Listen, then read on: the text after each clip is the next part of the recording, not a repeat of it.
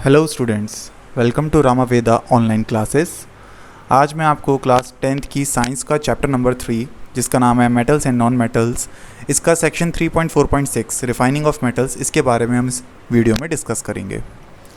Students, आपको पता है कि जैसे कि हम मोस्ट ऑफ द जो हमारे मेटल्स होते हैं, अगर हम उनको उनकी प्योर फॉर्म में लेना चाहते हैं तो हम क्या करते हैं, रिडक्शन।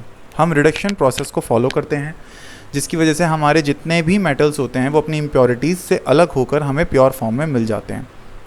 लेकिन कई बार ऐसा होता है कि रिडक्शन के बाद भी कुछ मेटल्स ऐसे होते हैं कि उनके अंदर कुछ हद तक गंदगी चिपकी रह जाती है। हम चाहते हैं कि हमें हमारे वो वाले डिज़ायर्ड मेटल्स एकदम प्योर फॉर्म में मिलें, तो हम ये इलेक्ट्रोलाइटिक रिफाइनिंग प्रोसेस को फॉलो करते हैं।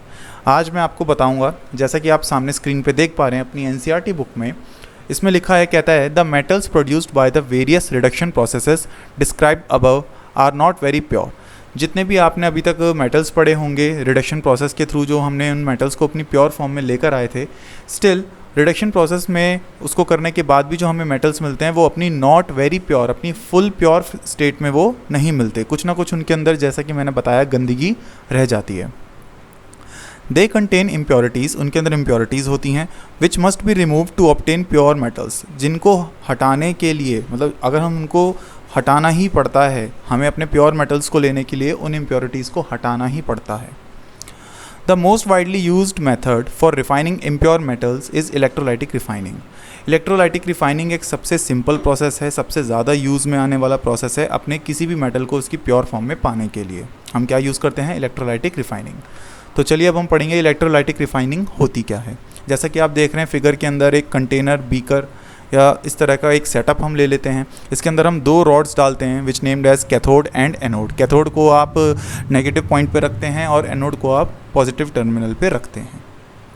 ठीक है, आगे इसके अंदर हम पढ़ते हैं। Many metals such as copper, zinc, tin, nickel, silver, gold etcetera are refined इलेक्ट्रोलाइटिकली।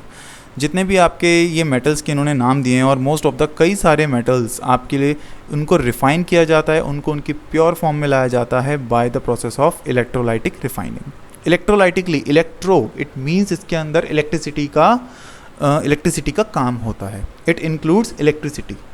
ठीक है बच्चों, आप इसको अपने उससे, इसके नाम से भी आप पता लगा सकते हो कि ये जो प्रोसेस है किस तरह से फॉलो करेगा, bye the process of electrolytic refining. हम इसके अंदर इलेक्ट्रिसिटी का बहुत बड़ा रोल प्ले करते हैं। Now in this process the impure metal is made the anode and the strip of the pure metal is made the cathode. Okay, a solution of the metal salt is used as an electrolyte. The apparatus is set up as shown in figure this. On passing the current through the electrolyte, the pure metal from the anode dissolves into the electrolyte. An equivalent amount of pure metal from the electrolyte is deposited on the cathode. The soluble impurities go into the solution, whereas the insoluble impurities settle down of the bottom of the anode and are known as anode mud. अब मैं आपको जो चीज़ बताऊंगा, बड़े ध्यान से आपको बच्चों ये चीज़ समझ में आ जाएगी।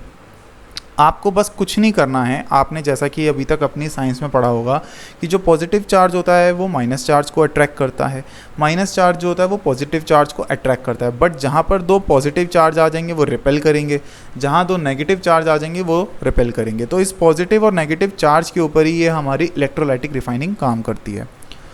स्टूडेंट्स, अपनी कॉपी में नोट करें कि जो आपकी इम्प्योरिटीज़ होती हैं वो ज़्यादातर वो एक नॉन मेटल होती है, और किसी भी तरह का नॉन मेटल जो होता है उसके ऊपर नेगेटिव चार्ज होता है। क्या होता है, नेगेटिव चार्ज।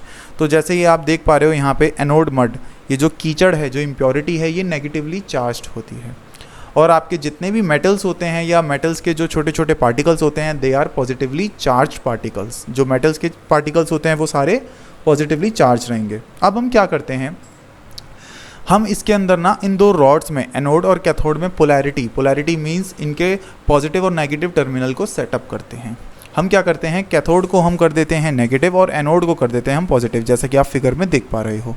ओके बच्चों, बस हमने क्या करना है, की को क्लोज करना है, इसके अंदर इलेक्ट्रिसिटी पास होती है।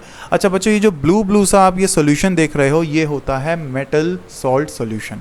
मेटल सॉल्ट सोल्यूशन ये टर्म होती है कि आपका कोई भी जो मेटल होता है, हम उसको उसकी मोल्टेन फॉर्म में कन्वर्ट करके इस बीकर या इस कंटेनर के अंदर भर देते हैं। याद रखिएगा, ये लिक्विड मेटल है। क्या है बच्चों, ये लिक्विड मेटल अपनी इम्प्योरिटीज़ के साथ मिक्स होके बना देता है मेटल सॉल्ट सॉल्यूशन। क्या बना देता है? Metal salt solution. जैसा कि मैंने आपको बताया था, मेटल हो गए पॉजिटिव और उसकी इम्प्योरिटी हो गई नेगेटिव, तो प्लस माइनस के साथ एक जो सॉल्यूशन बनता है वो आपका सॉल्ट सॉल्यूशन कहलाता है। ठीक है बच्चों, ये आपने पढ़ा भी होगा चैप्टर 2 में 1 में कि जो प्लस और माइनस के साथ जो सॉल्यूबल यानी लिक्विड फॉर्म में जो होते हैं उनको सॉल्ट सॉल्यूशन बोलते हैं। तो ये मेटल का सॉल्ट सॉल्यूशन है इन इट्स मोल्टन स्टेट।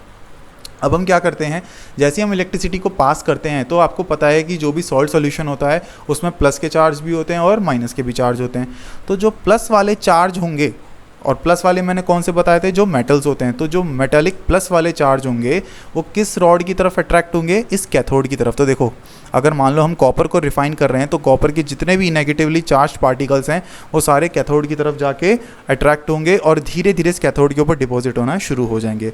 और दूसरी तरफ जो गंदगी होगी कॉपर की, जितनी भी गंदगी होगी जो कि हमारी क्या है नेगेटिवली चार्ज, वो अट्रैक्ट होगी इस एनोड की तरफ, इस एनोड रॉड की तरफ अट्रैक्ट होगी और जितनी भी गंदगी होगी धीरे धीरे इस एनोड के नीचे आके सेटल डाउन होना शुरू हो जाएगी, जिसको हम कहते हैं एनोड मड।